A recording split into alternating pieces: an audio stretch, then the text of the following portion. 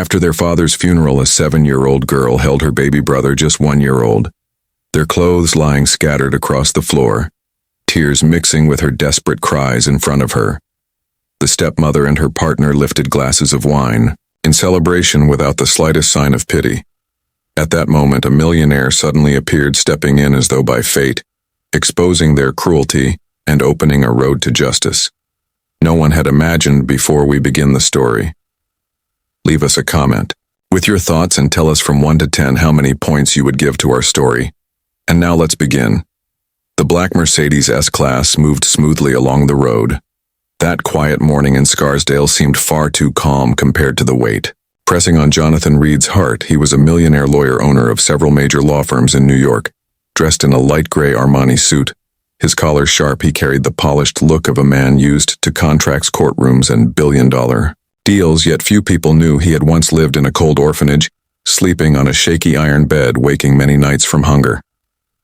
It was only due to an unknown benefactor who left behind a donation and a few words of encouragement that he managed to push forward. After years of searching, Detective Maria Santos had finally found the identity of that benefactor. The man who had saved Jonathan's life was David Carter, the same man who had recently died in a tragic accident. Jonathan drove to Scarsdale with one hope in his chest: to at least offer words of thanks to the family of the man who had changed his life and his future.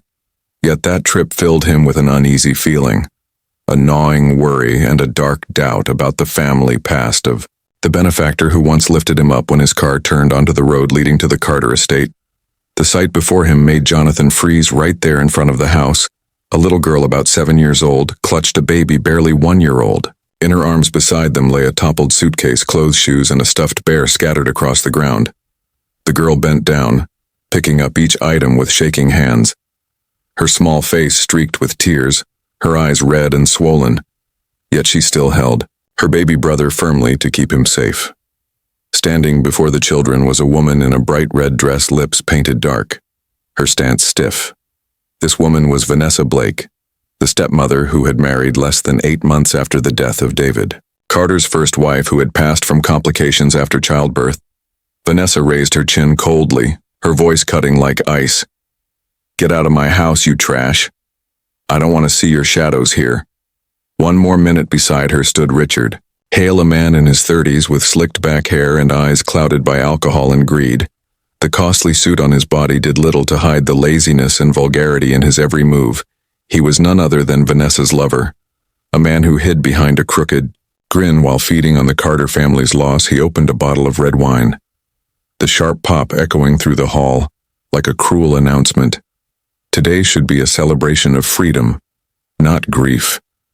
David is gone, and what remains is nothing but a farce. Jonathan stood frozen, his hand clenched tight before he could step forward. He heard the girl's sobs break out.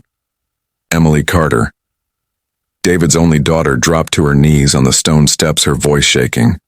"Please don't throw us out. I'll do everything in the house, just don't take away our home. We only need somewhere to stay, please, Mother." The word mother broke in her throat, but what came back was only a glare of hatred.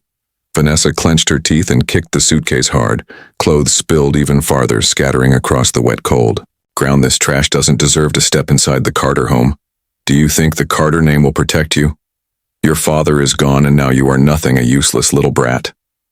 Emily shook as she held her baby brother Michael closer, her cheeks wet with tears. "I beg you. Michael is so small he can't handle this, please." Richard tilted his head, drank down a mouthful of wine, then set the glass aside with a cruel grin. "Brat, quit pretending to be pitiful. You're nothing but a nuisance. If it hadn't been for your foolish father leaving you two behind, I would have thrown both of you into the street the very first day." Vanessa leaned down so near to Emily their faces nearly touched her eyes, blazing with envy. "Don't ever call me Mother. I have never been your mother, and I never will. This house belongs to me. Now you and that little boy are nothing but dead weight. Get out, vanish from my sight before I send you both to an orphanage."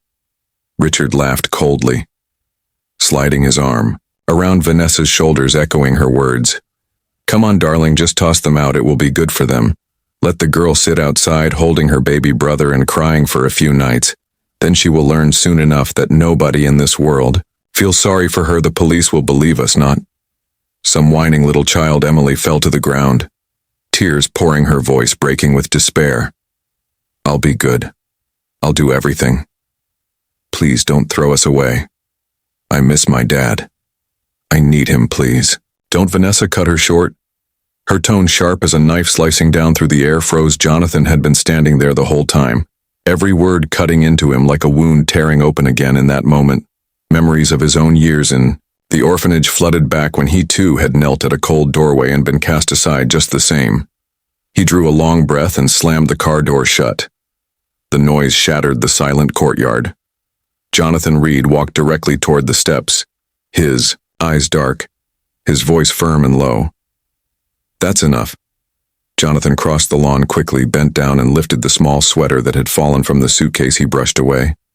The dirt returned it to the girl, then stood tall in front of the steps. Emily froze as she looked at the only adult who wasn't yelling at her. Her tear-blurred eyes tried to hold steady as she held her baby brother tight. Michael stirred, his breathing short and frightened. Jonathan softened his tone so the children could hear him clearly. Hold your brother close, I am here. He raised his head and stared straight at the woman in the red dress and the man gripping a wine glass. Why are you forcing children out of their home when their father has just died? Richard sneered and raised his glass as if in a toast. Family business, outsiders don't need to meddle. Jonathan didn't turn away. He moved one step forward, close enough to stand even with them, then bent down to Emily's level, placing his hand gently on her shoulder, warm enough to stop her shaking. What's your name? The girl pressed her lips together, trying to hold back her tears. My name is Emily Carter. This is my baby brother, Michael. Jonathan nodded, speaking slowly so she caught every word. I'm Jonathan Reed. I work as a lawyer. I knew. Your father, David. He turned toward Vanessa, his tone lowering. I knew David Carter. These are his children. You cannot do this. Vanessa sneered, but her mouth still curved into a fake smile as her fingers smoothed the edge of her dress like she was at a party. Oh, you have it wrong. I only want what's good for them. These children are small. They don't understand. They keep clinging to the past. I need to think about the future, and of course that future belongs to me. Suddenly, Emily grabbed Jonathan's hand as if clinging to safety. Jonathan didn't pull back. He stood firm, using the commanding voice he used in court. Mrs. Blake, you are putting 2 children on the street. This is child endangerment. If you continue, I will dial 911 and contact Child Protective Services at once. Richard raised his glass, leaned against his chair, and gave a short laugh before speaking like a man giving a speech. Go on and call, but the police will believe us. Who would trust a stranger who just arrived, backed only by the tears of a 7-year-old girl in the eyes of everyone? We are the legal family, and you are just some outsider meddling in another household's life. From the fence, a middle-aged woman leaned over phone, lifted recording. Her voice shook but rang out. I'm Linda Green, the neighbor. I've seen all of this from the beginning. If needed, I'll testify. I won't stay quiet while children are treated this way. At the corner, the guardhouse door opened. A black man in a security uniform hurried over his badge, showing the name Howard Bennett. He looked at the scattered clothes and the 2 children. What's happening here? I'll prepare a report and forward it to the property manager. The gate cameras are saving everything. Vanessa's face paled, her eyes darting nervously to the camera above the door. Jonathan acted quickly, bent down, picked Michael into his arms, and took Emily's hand. From this moment, these 2 children are leaving with me. If you move even one more step, I will call the police right here. Vanessa swept down the stairs, blocking him. Are you trying to steal someone else's children in broad daylight? Jonathan didn't retreat. He answered slowly, each word clear like a legal statement. No one is being stolen here. I'm taking children out of danger. You just forced them out of the house in front of witnesses and cameras. If you want to dispute it, we will go before a judge. Emily lifted her tear-stained face to him, pressing her lips together so she wouldn't cry. Please don't leave us. Jonathan gave a soft nod. I won't leave. Richard tugged his collar and shot a glare at Linda Green. Turn that phone off, you interfering woman. Linda held firm. I will hand this to the police, if I must, Howard. Bennett leaned at an angle, lowering his voice but making sure it carried Mr. Reed. There's a side exit through the parking lot ahead if you want to avoid trouble. Use that. Jonathan gave a thankful nod. He crouched down and told Emily, Hold my hand tight, we are leaving now. Vanessa jerked the suitcase hard, making one last attempt to block him. Hypocrite. You're only doing this because of Carter, aren't you? You think taking these kids means you'll claim this house too? Jonathan stayed calm. I'm doing this for the children. He tugged the suitcase toward himself, holding Michael close to his chest so the baby would not be scared. Emily followed quietly, her steps small but steady. Linda opened the side gate. Howard planted himself, firmly blocking Richard from running after them. The whole courtyard seemed to freeze as they passed. Vanessa's shriek tore out behind them, echoing against the stone walls. You will regret interfering in this. Jonathan never turned his head, opened the car door, set Michael into the child seat, tightened the straps carefully, then helped Emily climb inside. He bent down, pulling a thin blanket over both children, his eyes catching Vanessa's reflection in the rearview mirror. It's all right, he said gently, placing his hand over Emily's like a promise from now on. I'm here. He closed the door and walked to the driver's seat. The engine started, the car rolled away from the Carter estate, leaving behind the crash of wine glasses and a storm of threats in the back seat. Emily bowed her head, kissed her baby brother's forehead, whispering as if to herself, but also to the man who had just stepped into their lives. Thank you. Jonathan gripped the steering wheel, breathing out slowly. With that breath, an old wound closed and a new vow began on the opposite lane.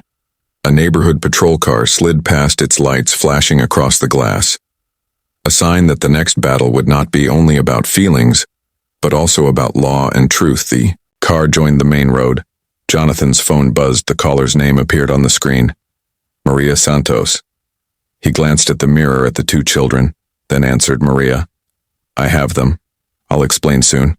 Just help me arrange a safe place for these kids. The car moved quickly through the bright streets of Manhattan. Jonathan kept his hands tight on the wheel, his eyes shifting back to the mirror.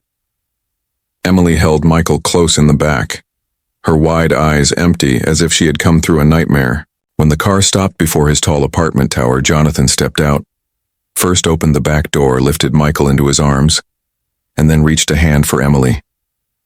The girl paused, but finally accepted it. The apartment was wide, elegant, but silent. Jonathan set Michael gently on the couch, pulled a blanket over him, and then went to pour a glass of warm milk. He placed it before Emily, his tone steady and soft. Here, no one will force you out. You and your brother are safe now. Emily stared at the milk, her small shoulders still shaking. She whispered, as if speaking only to herself. My father always told me if something bad happens, search for a good person to believe in, but are there still good people left? The thought cut into Jonathan's chest like a knife in a flash. He pictured his younger self kneeling at the cold orphanage, gate asking the same thing. Are there still kind people left? He sat next to Emily, placed his hand firmly on her shoulder, and gave a steady squeeze. There are, and tonight the good person will not walk away. Emily raised her head, her tired eyes glowing, faintly with a small spark of hope. Jonathan said no more, only dragged the battered suitcase into a corner and carefully refolded the wrinkled clothes inside the phone on the table, buzzed the screen showing a familiar name. Jonathan lifted it up and heard a strong female voice. Mr. Reed, this is Maria Santos. I've secured the files from David Carter's car. We must meet at once. Maria Santos was a private investigator of Puerto Rican origin in her 40s, a former homicide cop who left the job because she hated bowing to authority. She was known for her sharp words, her cutting voice, and her eyes that missed nothing. Jonathan had brought Maria in months ago to uncover the hidden supporter from his orphanage past. Jonathan clenched the phone, his voice firm. Send me the place, I'll come immediately. He turned toward Emily, speaking gently. Stay here and care for your brother. I'll step out briefly and then return. There will be guards below. No one can enter. Emily bit her lip, her tone shaking. You won't leave forever, right? Jonathan bent down, locking eyes with her. I promise I'll return. And each time I give my word, I keep it. Late that night, a small cafe close to Union Square was nearly empty. Maria Santos already waited in a corner wearing a worn leather jacket. Her dark hair tied neatly back on the table sat a silver USB stick. Jonathan pulled a chair and sat. Maria did not delay. She inserted the USB into her laptop and turned the screen to him. A blurry video came alive inside a car. David Carter sat at the wheel, his face tense. His voice cracked with urgency. If I ever face an accident, whoever finds this, please protect Emily and Michael. Vanessa and Richard cannot be trusted.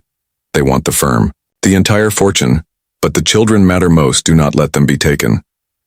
David's voice faltered, then the screen turned dark. Jonathan froze, his chest tightened as though someone pressed down. He reached out, brushed the frame of the screen, and whispered so faintly it was almost lost. He is the very man I searched for through all these years. Thank you. David was the one who supported me when I lived in the orphanage. Without him, there would be no Jonathan Reed today. I owe him my full life. He dropped his head into his palms for a short moment, then lifted it again, his eyes clear with determination. Maria, I need everything you collected, any proof that David's end was not simply an accident. Maria shut the laptop and pushed a USB stick across the table to him, her voice steady, each word sharp. Mr. Wenry, they are not only after the wealth. I do not accept that crash was chance. I am sure someone planned it. Jonathan squeezed the USB hard in his hand as if it carried David's own life and the fate of Emily and Michael outside the window. Cars rushed through the glowing Manhattan night. Inside him, a vow was forming, a promise that no disaster would ever again be allowed to destroy those innocent children. Jonathan stepped out of the cafe, walking fast toward his car, his hand still locked around the USB as though dropping it would mean losing the truth forever. The Mercedes rolled through the nearly empty roads. Manhattan shone bright that night, but to him, all of it looked drowned in shadows. When he entered the apartment, Jonathan opened the door and found Emily still sitting on the couch. She hugged a pillow tight, her wide eyes staring without rest, clearly unable to close them even for a moment. Michael was already sleeping. Breathing softly in the crib, Jonathan had quickly purchased downstairs. Jonathan slipped off his coat, placed the briefcase aside, and sat beside Emily. He stayed silent at first, giving her space to talk. Emily's voice was dry from hours of tears, her eyelids swollen and sore.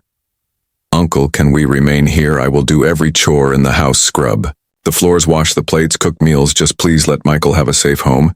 He is still so small, he needs a bed to rest in peace. I don't want him to drift without shelter. Jonathan froze. He turned fully toward her, staring at that young face, his heart aching as if seeing his own childhood return. He set his hand gently on her shoulder, his voice firm and calm. Emily, you don't need to plead like this here. No one will force you away.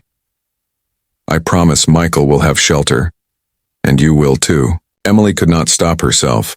She pushed her face against his shoulder and broke down. Her hot tears soaked into his jacket, leaving it wet. Jonathan held her close, his chest tightening. He felt past and present meet his own old wounds. Finding relief, as he comforted this child, Michael shifted in the crib, puckered his lips briefly, then settled again, his breath smooth and steady. Jonathan leaned forward, brushed a hand lightly over the boy's thin hair, and whispered, "You are not alone anymore." The sudden sound of the television startled them. Jonathan reached for the remote, about to switch it off, but froze at the scene on the screen. The news was live. Vanessa Blake sat in the center of the Carter mansion living room, her face smeared with mascara, her shaking voice heavy with staged grief. My husband has just died. My sorrow has not yet eased, and now a stranger has taken away the children. I am frightened, not knowing what will happen to them. Please, I beg all of you to help return them. Behind her, Richard bowed his head as if to wipe tears, but for a moment the corner of his mouth lifted into a smirk. Reporters crowded, capturing every shot, flashing titles across the screen. Millionaire, Jonathan Reed, kidnapper of the Carter children. Emily sat up, clutching Jonathan tight, tears falling once again. They claimed you kidnapped us. Jonathan cradled the young girl in his arms, his voice firm and cold as iron. Listen to me. This is their lie. I am not stealing you away. I am protecting you, and we will prove it. He pressed the button, shutting off the television. The screen went dark. Silence spread through the apartment. Jonathan rose and walked toward the window from the tall floor. The glow of the city crossed his face, showing his resolve. He looked back at the two children, and it felt like fire was rising inside him. "If this is war," he murmured, "I will fight. Until the end." His phone vibrated in his pocket. Jonathan checked the screen. Maria Santos, he answered at once. Maria's tone was urgent, without pause. "Mr. Reed, I uncovered another clue in the footage. You must see it now, it could change everything." Jonathan gripped the phone firmly, his eyes sharp. He realized David Carter's final words still held secrets, and those could expose Vanessa and Richard. He turned his gaze toward Emily and Michael curled together on the sofa. Then, at the USB drive, lying on the table, he knew tonight would not only be a long night, it was the start of the fight he could not afford to lose. Jonathan sat in his office, the USB placed carefully on the desk outside the glass wall. Manhattan glittered bright in the darkness, but all he could hear was his own breath. When the phone rang again, he lifted it. Maria Santos had set a meeting in her small office in a Brooklyn street. Jonathan wore his coat and turned to Emily, who was on the sofa holding Michael as he slept. Maria Santos's office was inside an old 3-story building with a tailoring shop above and a corner grocery below. The narrow room glowed under a yellow lamp spreading light across crowded cabinets. Maria sat at the desk, her black hair pulled back, her eyes focused and keen on the desk. A recorder played a conversation. Richard's voice came through rough and tense. "I tampered with the car's wiring. He won't survive." Vanessa's sharp voice followed. "You idiot, if this gets exposed, everything will fall. But at least now that estate is ours." Jonathan remained still, his jaw stiff. His hand tightened until the veins stood out. Each word cut deep into his mind. Maria watched him, her voice calm though, carrying some worry. "This is extra proof. Taken from the garage camera, it won't bring charges yet, but it is enough to show the crash was no accident." Jonathan lowered his eyes briefly, then rose to his feet. He knew he had stepped into a battle with no return when he reached the apartment. Emily was awake. Her wide eyes followed him as he entered. She asked in a quiet tone, almost breaking, "Did you learn anything about my dad?" Jonathan paused. The strength in her eyes left him no room to hide the truth. At last he nodded. "Your father was brave. He discovered the truth and still decided to guard you and your brother Emily." Clutched her shirt, whispering with sudden courage that surprised him. "If that is real, then I must be brave too. I am not scared of my stepmother anymore." Jonathan met her gaze and for a moment saw himself as a young boy cornered, but still clinging to a flicker of hope. The next afternoon, Jonathan purposely visited the home of a woman who had stood silently outside the mansion gate on the day of the funeral. The wooden door creaked open, showing her slim figure with streaks of gray in her hair. Yet her eyes were steady and bright. "I am Linda Green, the Carter family's neighbor." She introduced herself. Jonathan gave a respectful nod. His voice low but sincere. "Mrs. Green, I want to ask you to step forward and speak the truth. I know you witnessed what happened that day. Your words could shift this fight and help save the children." Linda's hands shook for a moment, then tightened. From the side of the room, Emily peeked out, instantly recognizing her. "I remember you. You were there at the gate that day." Linda walked in and sat carefully on a chair. Her throat caught, but her words carried weight. "I saw it with my own eyes. Vanessa and that man forced the children out of the house as if they were nothing. I will testify I cannot stay quiet when wrong is done to children." Jonathan held her hand, his eyes filled with thanks. "Thank you. I know this is not easy for you." Linda lowered her gaze to the table, her face dimming briefly. "When I was Emily's age, my father left with another woman. My mother passed young, and I too was thrown out of my house that night. I slept on the porch shivering. That wound never left me. I vowed I would never allow another child to face what I faced." Emily stepped closer, gently holding Linda's sleeve, her voice soft. "Please don't let them hurt you." Linda bent down, smoothing the girl's hair, her words steady. "Don't be afraid. There are truths that, if left unsaid, would haunt you for life." That evening, the three of them shared dinner in silence as Jonathan cleared the dishes. The television cut into a breaking report. Vanessa appeared on screen beside a tall, lean man with neatly parted gray hair. Charles Whitman, one of New York's leading commercial lawyers. Vanessa's words rang sharp, every sentence clear. Jonathan Reed has used those children to take the Carter estate. We will bring this to court to demand justice. The image left Emily stunned. She turned to Jonathan, her eyes filling with frightened tears. Will they send us away again? Jonathan placed his hand on her shoulder, locking eyes with her. He stayed silent, but his look held a promise stronger than words. On the screen, Attorney Charles Whitman declared, "We will prove Jonathan Reed unfit for custody." Jonathan's stare hardened. He understood the legal fight had begun. Jonathan slowly switched off the television moments earlier. Vanessa and lawyer Charles Whitman had kept accusing him of using the children Emily held. Michael closed, her eyes filled with fear. Jonathan tucked the blanket over both of them and said gently, "Tomorrow, I will take you and your brother to a special place. There you will no longer feel alone." The following morning, the black Mercedes rolled to a stop in front of an old building in the Roxbury area. A small sign hung above the entrance, Roxbury Community Center. Jonathan stepped out, walked to the back seat, lifted Michael into his arms, then extended his hand toward Emily. The girl paused, staring at the building with its cracked paint and old wooden door. "What is this place?" she asked. Jonathan smiled softly. Speaking gently, "This place once welcomed me when I had nothing to hold. Now I want you to feel that too." Inside the hall, voices of laughter and chatter filled the air. Several children sat around a table drawing with crayons. Emily at first only sat still, clutching Michael close, her cautious eyes scanning everything. A boy walked up, holding out a box of crayons. "Do you want to draw with us?" Emily hesitated, then slowly reached for one color. Her hand shook as she began. The first strokes across the white sheet. From a distance, Jonathan watched as the picture took shape, a small house plane, with smoke rising from its chimney. In that instant, Emily's lips curved ever so slightly.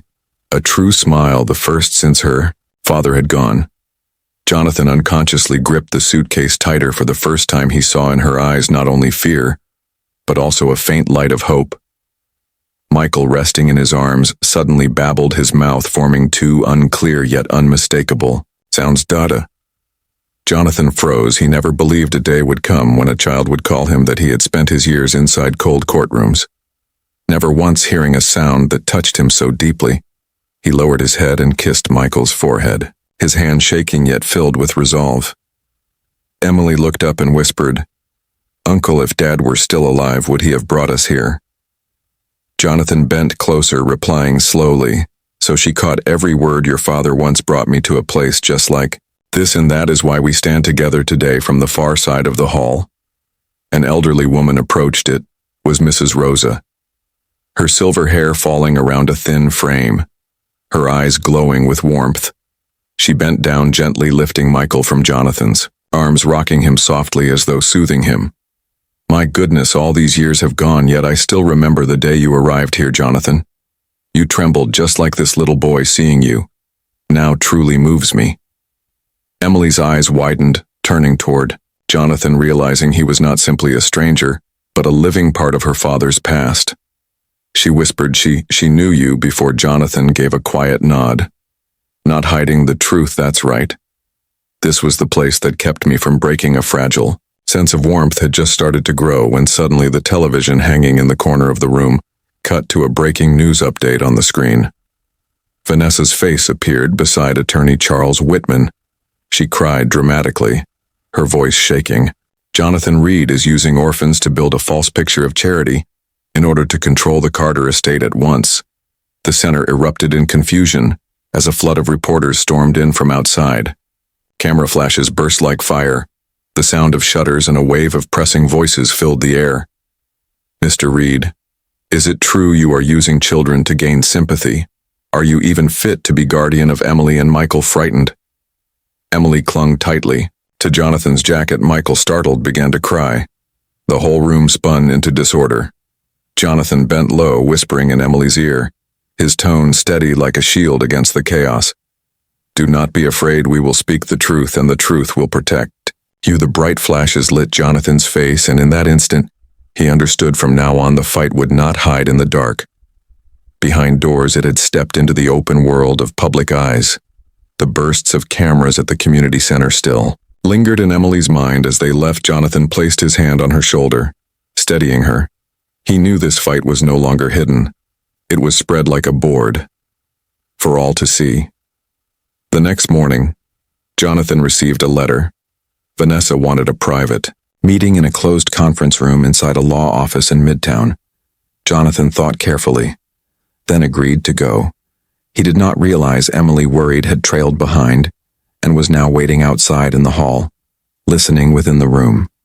Vanessa sat, arms folded, a tight red dress clinging to her lips curved in a sharp smile.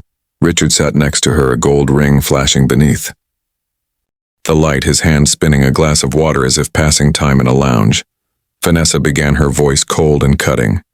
"You are so foolish, Jonathan. Those children are only keys. You rescued them only to ruin yourself." Richard smirked, cutting in, his voice casual as if it were nothing we already dealt with. "Sheriff Dalton, no one will believe children. Everyone in Scarsdale knows who holds real control." Jonathan stayed quiet for a moment, leaning back in his chair, studying each flicker on their faces. Yet outside the door, Emily crouched near the gap, her eyes wide, hearing every word. The girl clenched her fists, her chest pounding, filled with fear and a fierce anger she could not name. On the way back, Emily sat silent in the car for a long while before her trembling voice broke the air. "Uncle, why can grown-ups lie so easily?" Jonathan tilted the mirror, catching her firm and burning eyes. He pulled to the curb, turned toward her, then opened his arms, drawing Emily close, speaking slowly. He said, "Because they fear the truth, but you do not. And that is why they will lose." Emily pressed her face into his chest. She did not weep, but her small hand clutched his vest tightly. That night, Jonathan went to meet Maria Santos at her modest office in Brooklyn. Maria slid a heavy folder across the desk toward him, her gaze sharp and firm. "This is what I uncovered in the bank server, a hidden account under David Carter's name. It clearly states all assets and shares belong to Emily and Michael. Not one line gives Vanessa anything." Jonathan turned page after page, his pulse racing. Emily, sitting close to him, went quiet when she heard it, then whispered, her voice shaking as though she might cry. "Does that mean Dad remembered us even after he was gone?" Jonathan placed his broad, warm hand over the girl's and nodded. "And he remembered. Me too. He wanted us to stand together to protect this family." Emily raised her eyes, still wet yet clearer now, as if for the first time she believed that love had not faded. Maria shut the file, her tone lowered, but heavy. "Vanessa and Richard will not stop. I am sure they will strike hard at the coming trial. This is only the beginning." Jonathan pressed Emily's hand tighter and locked his gaze on Maria's, his words calm but firm as steel. "Then we will be prepared." On Maria's computer screen, a message appeared. The court clerk had just posted the schedule for an urgent hearing. The official custody trial date was fixed far sooner than Jonathan had thought. Emily looked at him, her small hand still holding firmly to his, refusing to release. The trial date came earlier than Jonathan had thought, early in the morning. He held Emily's hand and carried Michael as they walked into the Manhattan courthouse. Outside, dozens of reporters filled the steps, cameras and microphones aimed directly at them, questions fired without pause. "Mr. Reed, are you using these children to gain power over the Carter estate? Emily, do you wish to return to your stepmother?" Jonathan shielded Emily, his sharp gaze cutting through the cameras. He said nothing, only held Michael closer and entered the heavy wooden doors leading to the courtroom. Inside, the air hung thick and tense. Vanessa appeared wrapped in a black mourning shawl, her painted face made to look pale. Richard followed, wearing a perfectly fitted black suit, his grieving look carefully staged. The pair sat down at the plaintiff's bench with lawyer Charles Whitman in front. Whitman's silver-touched hair slicked back, his deep voice steady, his reputation built on turning any trial in his favor. Whitman stood and began. "Your Honor, Jonathan Reed has taken advantage of the Carter family's tragedy. He removed these two children without consent from their legal guardian. This is clearly a scheme meant to seize control of the estate." The gallery shifted, some reporters writing quickly in their pads. Emily shook her little hand, clutching Jonathan's shirt. He bent low and whispered to her, "You do not have to keep quiet anymore. The truth belongs to you." Emily looked at him, drew a long breath, and rose, her voice weak at first, but each word clear and firm. "If she loved us, why did she throw us out? The same day our father died, the courtroom froze into silence. Every eye turned on Vanessa, her face pale, her lips shaking, as if to speak, yet no words came. Maria Santos, present as a witness, stood tall. She set a USB drive on the evidence table and faced Judge Patricia Coleman, a strict middle-aged woman known for fairness and honesty. Maria spoke, her tone firm. "This is the dash cam video from Mr. David Carter's car. With the court's permission, I ask to present it." The screen glowed. David's voice sounded weak, yet steady. "If anything happens to me, protect Emily and Michael. Vanessa and Richard cannot be trusted. They will try to steal everything." The courtroom erupted. Vanessa shook her eyes, darting in panic. Richard leapt up, his voice sharper than normal. "Don't listen. If not for that crash, he would have told all already." He stopped too late, realizing he had confessed before everyone. Some reporters gasped loudly. Judge Coleman's face hardened as she signaled the clerk to note every word. Emily burst into tears and ran into Jonathan's arms, holding Michael close. He hugged both children, whispering, "Only for her ears you did it. You're stronger than anyone." Jonathan lifted his eyes, meeting Maria, who gave a small nod, a sign that the tide had shifted. Judge Patricia Coleman struck her gavel, her voice steady and firm. "The court will fully consider removing all guardianship rights from Mrs. Vanessa Blake." Vanessa jumped, screaming, "No, this is my family, I decide." But her cries were drowned beneath the sharp pounding of the gavel. The gavel struck again. Judge Patricia Coleman's voice rang out firmly through the hall. "The court names Jonathan Reed as the lawful guardian of Emily Carter and Michael Carter, and at once Miss Vanessa Blake and Mr. Richard Hale will face charges of attempted murder and financial fraud." The courtroom froze in shock, then erupted. Reporters wrote quickly while others rushed to deliver the story. Vanessa screamed, lunging at Jonathan, but police stopped her. Richard kept his head low, his face pale and rigid. Then Emily rushed forward, clutching Michael, running straight to Jonathan, her voice breaking with both laughter and tears. "We have a home now, don't we?" Uncle Jonathan bent down, opening his arms to them, his chest tight. "Not only a home, a family." Emily buried her face on his shoulder. Michael laughed softly in his arms.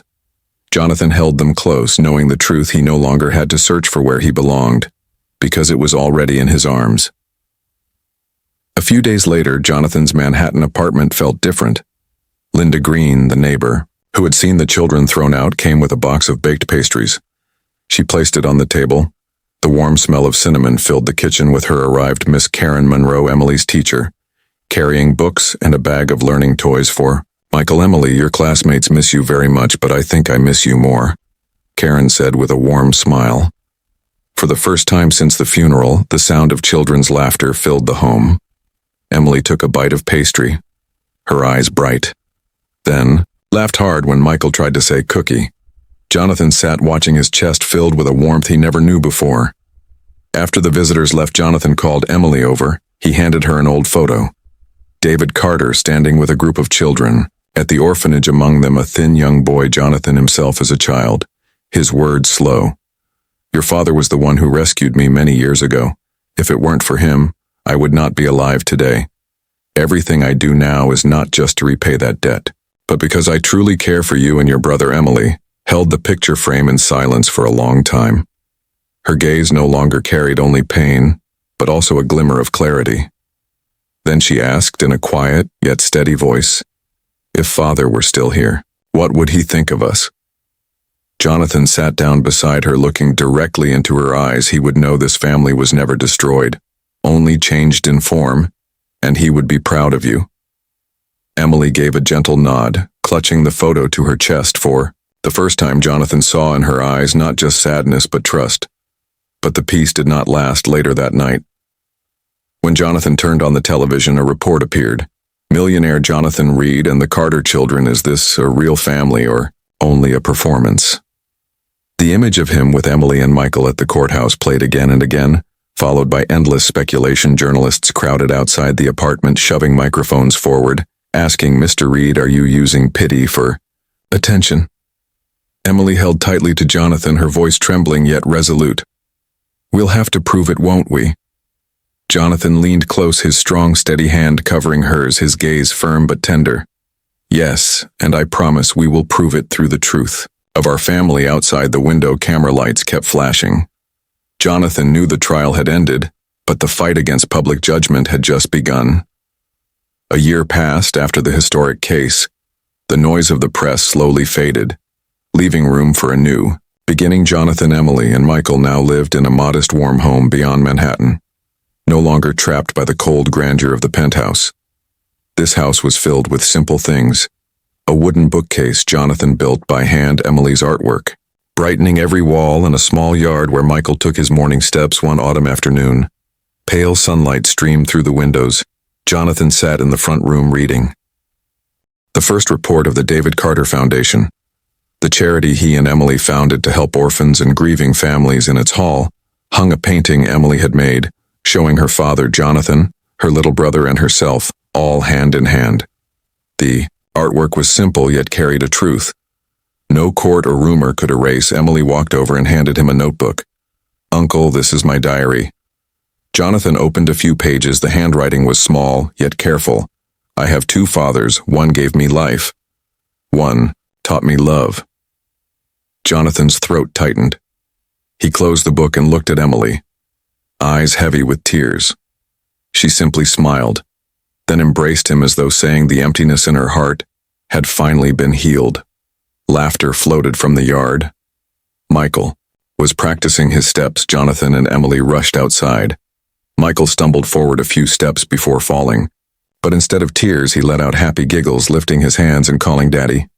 Jonathan froze, then rushed to lift him high. Tears rolled down his cheeks, though a smile stayed on his lips. Emily wrapped her arms around them from the side. 3 people, one embrace. As if nothing else in the world remained, the most meaningful day of the year had come. The memorial for David Carter. Inside a quiet hall, friends, colleagues, and those once helped by the foundation gathered. Jonathan held Michael, while Emily stood near her tiny hand holding a candle. Together, they lit 3 flames, one for David, the father who left a legacy of kindness, one for the mother who gave her life to bring Michael into the world, the mark of sacrifice, and one for their own family, now a family not flawless but overflowing with love. Jonathan bowed low, murmuring before the wavering lights, "The greatest legacy is never wealth, but a home filled with love." Emily leaned her head against his shoulder. Michael clapped joyfully as the candles danced. The 3 of them laughed, a pure smile, untouched by sorrow in that glowing room. Jonathan, Emily, and Michael stood together, their bright expressions proof that cruelty had been defeated and goodness had triumphed. A family was born not by blood but by true devotion. When the final candle was lit, their shining faces reminded everyone of an unchanging truth. Wrong will always meet justice, and good will always be blessed. From the day those 2 children were cast out of their house to the moment they found Jonathan Reed, the millionaire, scarred by his own childhood. This story has shown us that love is stronger than grief and stronger than hate. Moving stories, touching stories like this do more than draw tears. They also remind us to believe in fairness, for even in darkness, light still waits, and family, whether tied by birth or created through care, remains the greatest treasure life can give. What do you think of this conclusion? Do you believe compassion and truth will always win over lies and cruelty? If one day you witnessed injustice with your own eyes, would you step forward to defend what is right, the way Jonathan did? I sincerely want to know what you feel after listening to this tale. Where are you watching from, and in your place, have you ever seen kindness bring hope? Share it below, because on this channel, I truly care about your voices. And if you wish, I can continue telling the journey of Emily and Michael as they grow up with their new millionaire father, showing how love guided their healing and change.